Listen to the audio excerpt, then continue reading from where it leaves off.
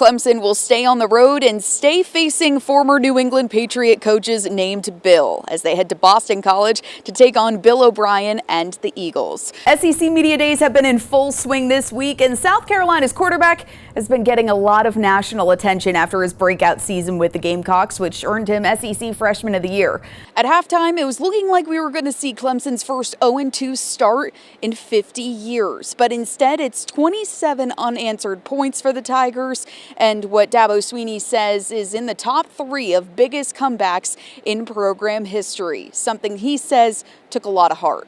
Took a lot over the last year for you to be here today. Can you talk about overcoming the challenges of 1, just getting healthy, and then 2, being in football shape? Yeah, a lot of appreciation for my family, for my support system. And Canales saying that Horn will be day to day. He also said that they're going to keep an eye on him, since in car accidents sometimes injuries, bumps, bruises, and soreness can show up after the fact. He did say, though, that JC will not play in the preseason game against the Browns on Friday, but they're hopeful he'll be ready to go in Houston on August 16th. And it was also a milestone night for South Carolina women's basketball, having 3 Gamecocks with more than 20 points in a game for the first time since 2014. And like you said, leading the way was a newcomer in Tania Latson with 24 points. She also shot her best game of the season at just under 73%. They're having to rely less on the 3 ball when it's not working for them, and finding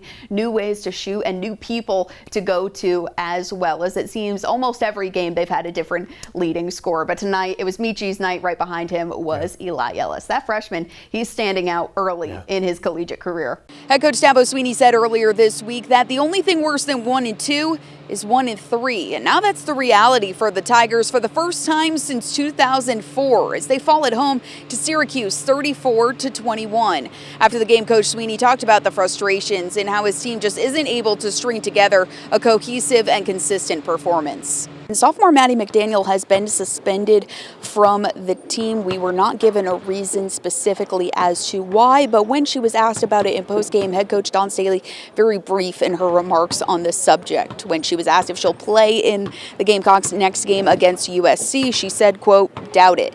And as for if she'll play at all the rest of this season, she said, well, that's up to her. Shooting just under 26% and just 15% from 3 probably isn't going to bode well for any team, but especially not against the defending national champions. South Carolina men's basketball falling to 2-6 in conference play at the hands of Florida as they handed them a 47-point loss.